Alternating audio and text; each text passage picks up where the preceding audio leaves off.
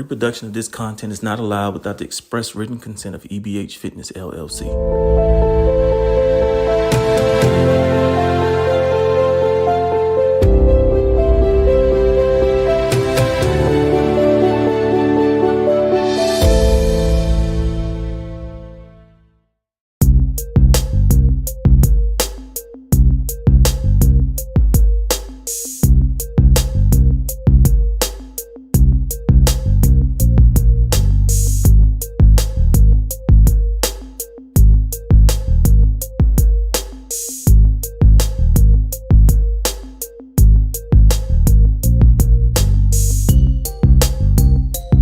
Dr. C. Victor Herman III, and I'm taking it to the house. And I'm Dr. Timothy Hoover, and I'm taking it to the house. Yes, it's the new year, and I got my ride and die right beside me, all right? So do not adjust your radio, do not adjust your device. We're going hard in 2023, the two of us. So sit back, get your popcorn ready, and let's go. Vic, before you go on your first take, I just have this I want to share with our audience. It's January the 30th of this new year. And many of us have resolutions. And most of us have busted them already. Well, I'm here to encourage you, tell you to get back on your resolutions. I don't know what it is. Matter of fact, you don't even have to share it with me. But maybe it was weight loss. Maybe it was weightlifting, making you a better person. I don't know what it is, but do not give up on yourself. Do not give up on yourself. So that's your PSA for today. Get back on to making yourself and getting back to your commitment to yourself. That's what I want you to do. Vic, it's on you. Speaking of commitments to yourself, can we have the refs make a commitment to the NBA? Why did you do that to my Lakers? Why did you do that to my Lakers? My boys came balling in the doggone Boston Gardens. I'm talking to you, Steve. You know we knew exactly who you were. We knew it. That's 2 times, man, they done got us. And we only get to play twice. And the whole league knew that was a foul. We got to do something better about that. If the NBA can make a commitment for 2023, how about have realistic replay when the whole doggone universe knows it's a foul? You got the league. Yes, I'm calling LeBron the league, not the king, the league. This man almost 20 years in the league who is still balling out 30-plus points a game. He gets that call. He's supposed to get that call, even if it wasn't a call. So I'm upset about that, NBA. So make that commitment to me, make that commitment to Laker fans, make that commitment to the league as a whole, that you have got to find a way to fix that on site, because we do not need to see the refs the next day say mea culpa. That's bad business, man. That's bad business. And so that's my opening rant / welcome to 2023. Let's do this. What you say, huh? Well, here, since you're talking about refs, man, we're going to touch on that game, in the Laker game, because it ended on a controversial call. Well, the regulation ended on a controversial call or a non-call. But referees, even in the NFL. So since you're talking about the NBA, I got a different spin on that. It should never come down to the last play. It should never come down to the last play. I'm going to say it again. It should never come down to the last play. So, yes, the referees blew that call in the Lakers and Boston game, and we know the rivalry of many years between those two. So that's why my partner over there is so passionate about that call. It's because it's Boston and it's LA. So, yes, Lakers had the game up double digits, minutes left. Let Boston walk them down. Then it has to come down to the final play. What are we taught? Basics. You put it on the referees. You take it to the hole, which we're all subscribed to. We all subscribe to. You take it to the hole, and you either get the and one, or you get the foul, go to the line, and you could potentially win the game. Well, that was all null and void.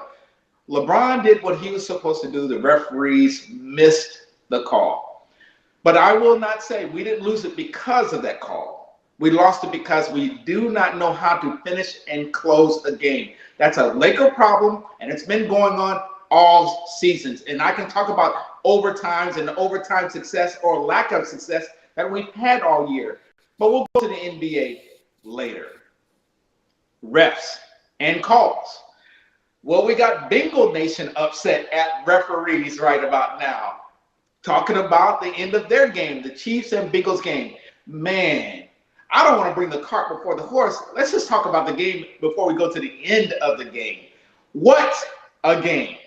What a game.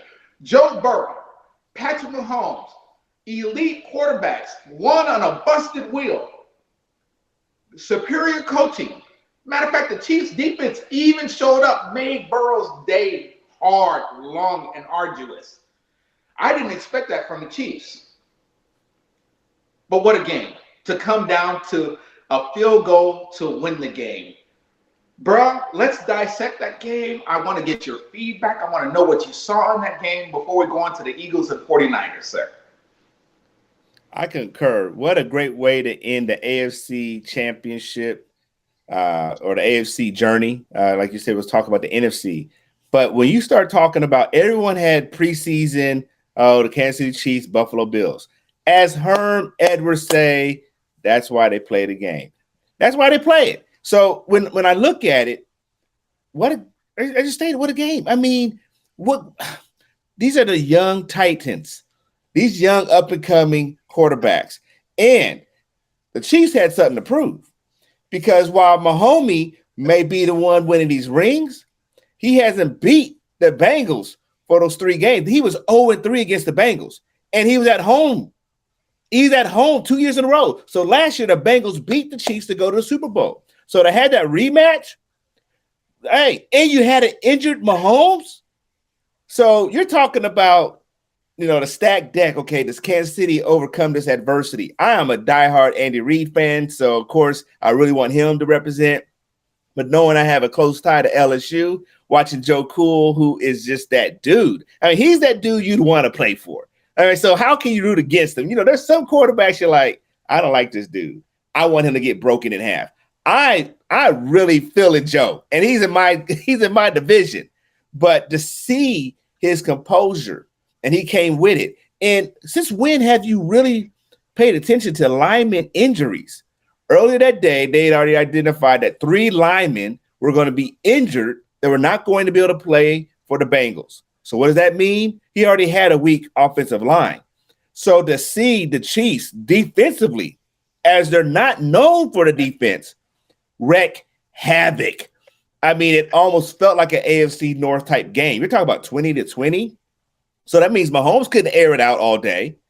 Burrow still was contained a little bit. So defensively, you got it all. You got the excitement of nice catches. I mean, Higgins had that leaping catch. You're like, dude, he's a rookie. And he jumped up there Burrow threw it so perfectly at the height. And this dude jumps up and gets it. The DB's like, yo, I can't reach that. So to see that, he just like, man game, punk, this guy that did his thing. So excitement, you had the defense, offense, special teams. Special teams came through at the end to put the Chiefs in field goal position. So all aspects of the game was exciting. It was entertaining. And what a way to end off, again, the AFC conference run to Super Bowl. My takeaway is Andy Reid clearly is that guy, okay? His scheme was to get the ball out of Mahomes' hand quickly so he didn't have to take a hit to possibly re-injure or make that ankle worse. And so he was effective, but he wasn't Patrick Mahomes. And so I love the scheme. Get the ball out.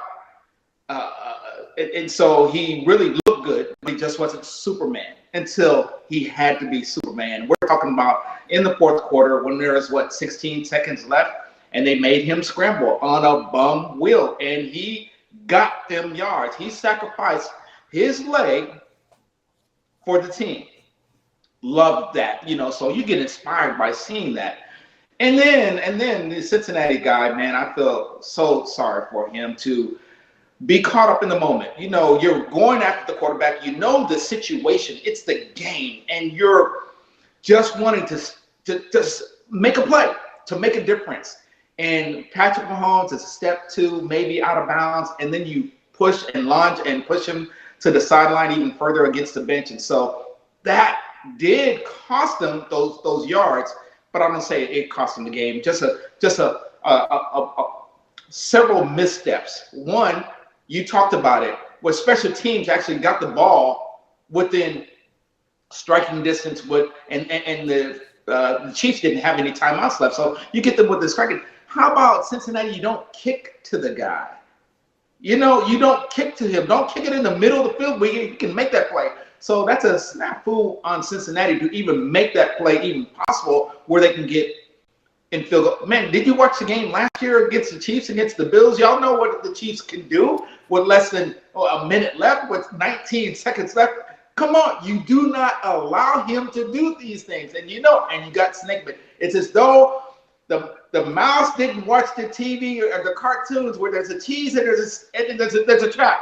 Don't take the cheese. You're gonna die. Okay? Don't take the cheese. Watch the movie. It's every scary movie when the movie says dun dun dun dun. Okay, something bad is about to happen. Do not kick the ball. Do not let the Chiefs. Do not let Patrick Mahomes and Andy Reid have a chance. So special teams, kick the ball, call from corner, somewhere else, kick it out of bounds. Don't let them get a chance to do it. And then that set up the heroics of Patrick Mahomes and Butker to win the game in regulation. Fantastic game, well played by both teams. I just felt that the Chiefs were supposed to win. They did win, even with Patrick Mahomes being injured. Last week on this show, I predicted that the Bengals were going to win because I thought they had the superior defense. And so I'll own up to it. I was wrong.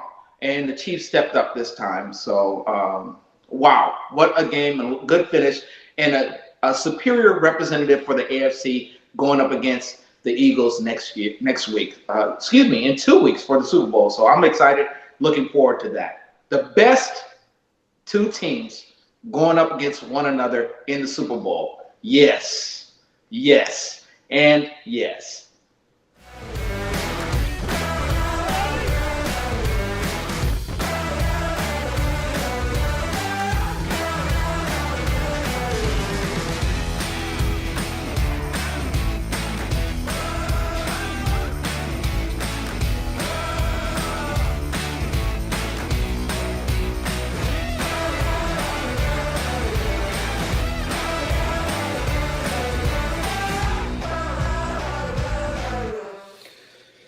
So you got to ask, what did you think about the Eagles NFC game? Did it live up to the hype? Well, no. And when you go to your fourth quarterback, your spirits are almost busted right then and there. They were already on a carpet ride. You know, they were Cinderella with Purdy and undefeated for those 7, 8, 10 games. I don't know how many games it was, but they were just rolling with Purdy. And his fourth pass that he wants to make, he gets hit on the arm, where just about every quarterback every week gets hit in the arm, but there was enough force and enough torque to tear his UCL in the elbow. So, wow, man, that's amazing. So when that happens, you go into emergency mode. You go into rush mode, and you're taken off schedule. And when the fourth string quarterback comes in, Kyle Shanahan is a pretty good coach. He's an offensive genius, and you would think he would be able to coach the guy up. Scenarios, contingency plans, but their spirit was shook. So when Christian McCaffrey makes that nice run, I mean, yards after hit, and so wow, 7-7. Okay, their spirits, you would think the paddles are off the chest, and they got that jolt that they needed, but it just wasn't enough. What we got to do it's not that the 49ers lost. It's not that their spirit was taken. Man, the Eagles were just a better team on this day, and they acted like it. Even though Jalen Hurts is hurt, his shoulder is just not the same. He can't throw the ball effectively. They just have the better team. And so when you don't have the head of the snake, if you will, Brock Purdy, if you don't have him, you certainly didn't have Garoppolo. Trey Lance is well out of the picture. You're shot. It's done. And so being one-dimensional, and we talked about it in the green room, and staunch 49er fans will say, when you become one-dimensional at this level, no bueno. It's just not going to happen. So, no, it did not live up to the hype. And I'm a 49er fan. I expected them to go to the Super Bowl, but the better team won that day, yesterday. Yeah. They say injuries are part of the game. I just wish it was not part of that game, because that was supposed to be a very good matchup of coaches. I mean, you talk about Sirianni versus Kyle Shanahan, this up-and-coming Purdy who had not lost a game. They didn't lose this game because he was a bad quarterback. They lost the game because he just couldn't finish the game because he got injured. And I'd love for you to share a little more on the UCL, what that really means. So, again, injuries are part of the game. I wish it was a part of that game. It's defensive job to put the quarterback out, so they did their part. But it just deflated the sales of obviously the Niners, but also football fan, because I actually picked the Niners going to the Super Bowl. But I really wanted to watch the best assembled team versus the best assembled team, and to watch what Purdy would have done with McCaffrey, Ayuk, Kittle, Debo. He's getting the ball to those guys, and then watching what Hurts is doing, his two receivers on the side, on the outs, and Miles Sanders. I mean, it was going to be a very good game, equivalent to, I imagine, as well as the NFC game. So, I'm sorry, the AFC game. So I really felt a little robbed. So the score is lopsided. The score represents what happened in the first quarter. So Kyle Shanahan, again, a genius, has to devise the best play, the best plays, the best game he can, considering the limitations. So he has a fourth string quarterback. Hey, maybe I found another diamond in the rough. And he does his best. And to your point, I thought once McCaffrey broke through, they're going to try to leverage the run game. But obviously, if there's blood in the water, sharks are coming to eat. So let's just make the Niners one-dimensional, and we'll go get them where they're hurt. So it hurt to watch them end their season like that. They were hitting their stride. I'm really interested in the offseason, what the Niners would do. But that was very anticlimactic to watch the Niners go out that way, because I think they had something for the Eagles. Yeah. So you mentioned the UCL. Break that down. The ulnar collateral ligament inside of the elbow. Baseball pitchers are often, you used to hearing about Tommy John. Well, it's the UCL, the ulnar collateral ligament, that is torn, that they have to repair.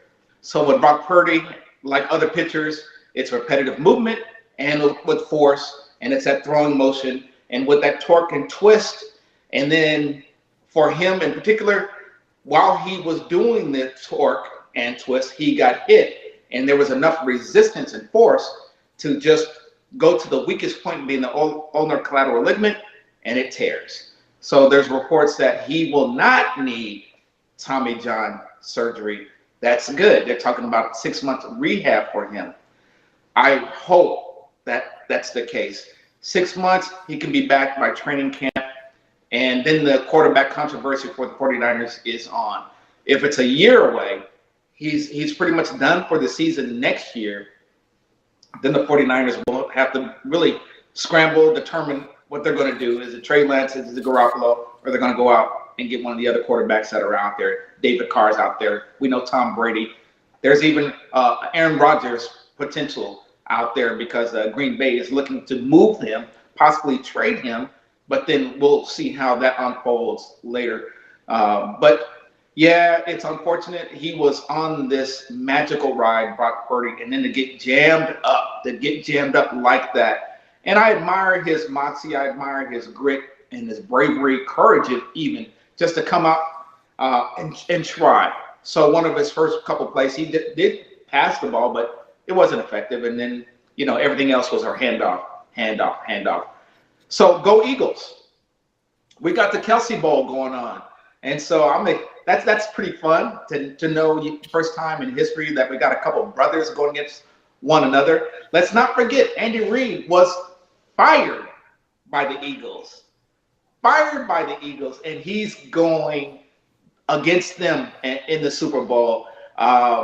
Next week, let's come with our predictions because there's a lot to be said. We still know Patrick Mahomes, he'll be 2 weeks better or more healed, but he will not be 100.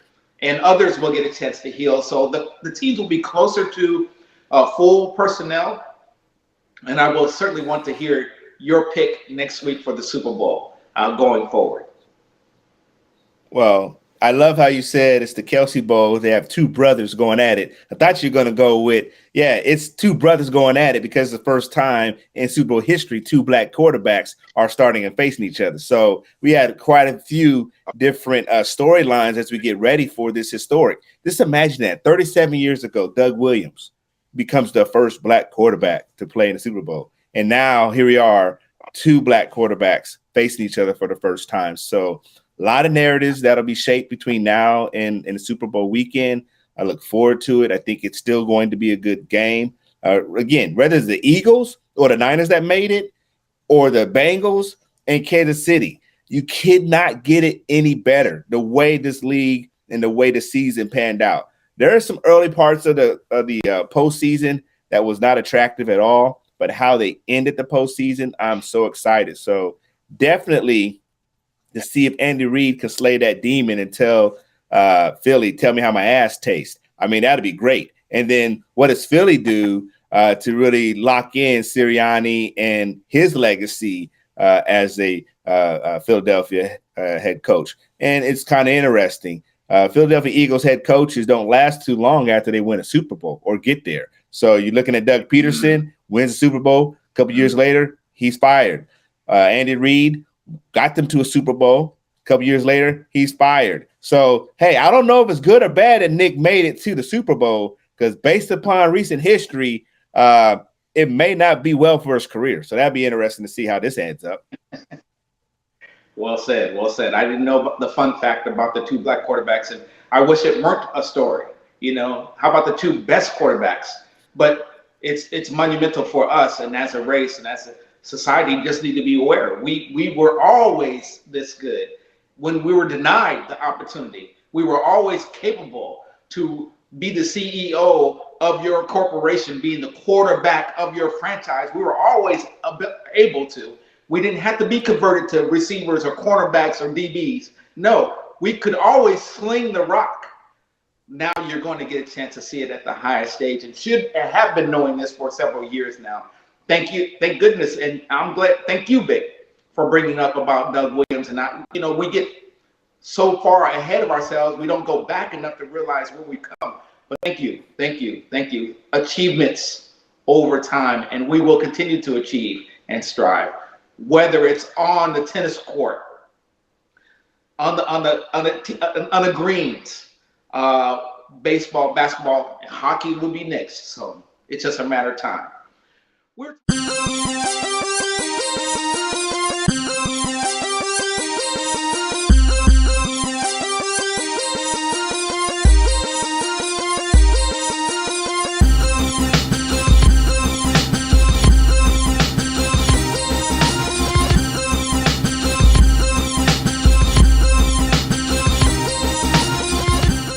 were talking earlier about the NBA. So a couple of things about the NBA. The Lakers are playing tonight without LeBron or AD, and they're playing against the Nets, and that's a road game. And so it's a back-to-back. I'm not too surprised, but they can't afford this load management. They need to play just about every game because of the hole that they dug themselves in.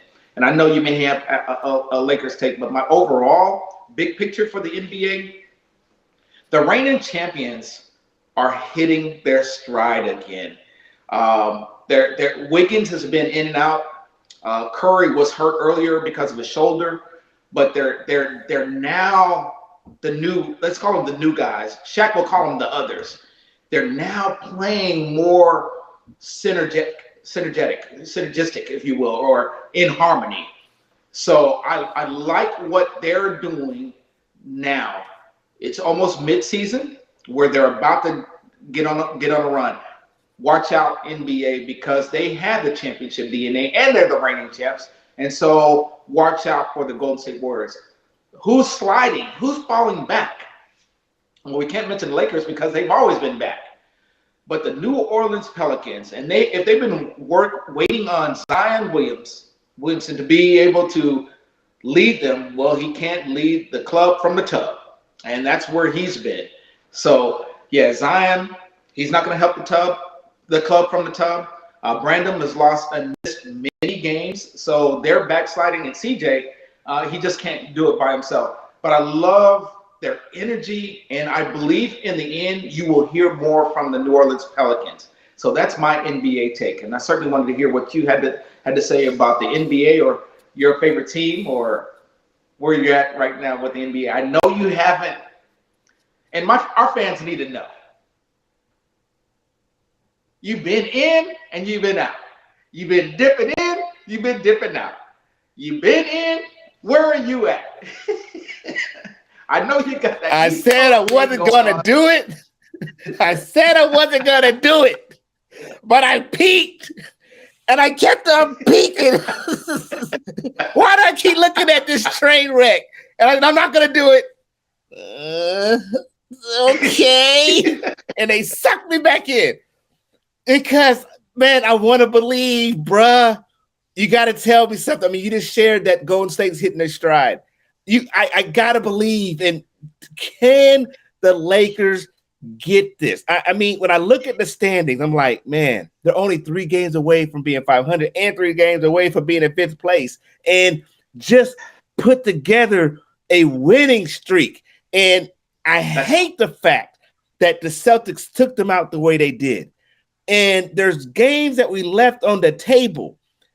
But now with this new construction, Anthony Street Clothes Davis is back. We don't know how long. We almost got to say, many times people get injured. They say, all right, he's on the shelf for 6 weeks. We got to give a report for Anthony Davis. He's in the game for 6 weeks. We don't know. It's estimated timeline. How long will we have him? But while we have him in the game, we got to capitalize. And then with that trade for Washington, I'm thinking we got something, man. But I don't know if it's fool's gold. And so, yes, I've been watching this, hoping that this get a win. And full disclosure, I'll be in Madison Square Garden tomorrow watching LeBron. Hopefully he's playing tomorrow. It was on the assumption that maybe that would have been the game that he broke the record. But nonetheless, I will be. It's not a humble brag. It's just I'm doing research for taking to the house. So I want to believe. So tell me to either quiet my excitement or ramp it up. Do we have a chance to make it to the playoffs? Have you seen something from a gelling perspective that can give us some hope that's worth holding on to, that we could do something come April, May, June? Okay, good question. And so I want to tell you that they have enough to make the playoffs. They have the ability to make the playoffs. But what is consistent is their inconsistency. And they don't know how to finish a game. And I put all the onus on him right now. It's either the wrong personnel in at the wrong time, because Westbrook, as superior, and he's going to be in the Hall of Fame, he's just not a good finisher because he doesn't make good decisions at the end of games. That's where LeBron is. The ball needs to be in his hands. He's either going to make the play or make the play, which is a good pass to the open person or play. So Westbrook is not a finisher. And then Ham has to do better with matchups really towards the end of the game. But my biggest problem with Ham, let's go back to Dallas. Regulation. We're up by 3 points. Luka comes down. What does Luka do? He's only the star of their team. He's the only one that you really have to fear. How about we take him out of the game? I mean, double Luka. How about that? Let somebody else beat you. That's number one. 1B, how about we foul somebody so they only have a chance to hit 2? That happens in regulation, and it also happens in overtime of the same game. So I am putting Ham on notice. In the game, adjustment, situational awareness, you're just not acutely aware of what to do, how to do it, and when to do it. That's our problem. So Vic, yes, proceed with caution because we have a rookie coach. We have veterans that should know how to do it, but that's where the coach is getting paid. The end of game, timeouts, subbing, rotations. That's where the coach comes in. And so we got a rookie coach who is learning on the job, and that's where frustration lies for me, your co-host, your boy. So yes, we can have expectations because they have shown us, like Memphis, that we can beat Memphis, and that was without AD. We can beat these superior teams. We can beat them. We can play with them at least. And almost everything has to work correctly. That shouldn't be because of all this talent. 3 potential Hall of Famers going forward.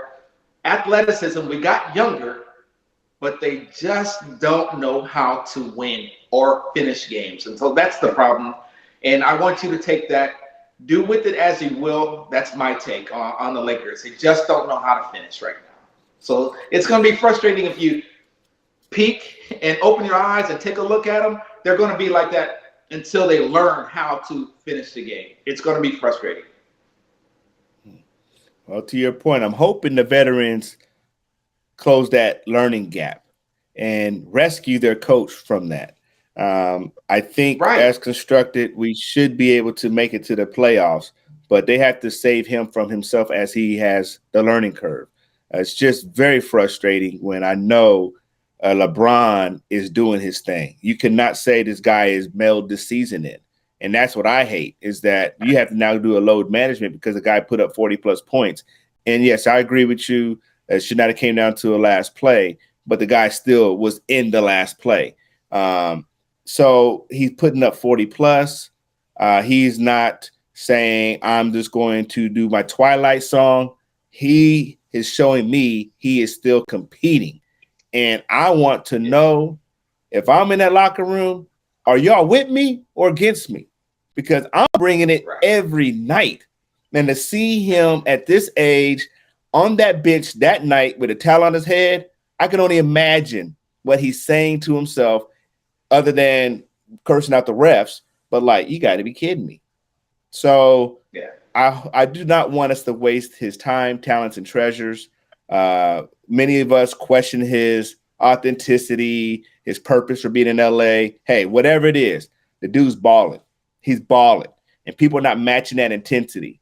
And barring a significant injury, he is our only hope for this team. And so he's not 21-year-old version Bron, but he is the badass 20-year vet Bron. And the guys are not helping him out. They're not helping him help the coach. So it'll be interesting as we see. And as you say, I'm taking that to the house. And as we have already ran through 30 minutes, I hope y'all felt all heat of that fire that's been coming off our tongues today.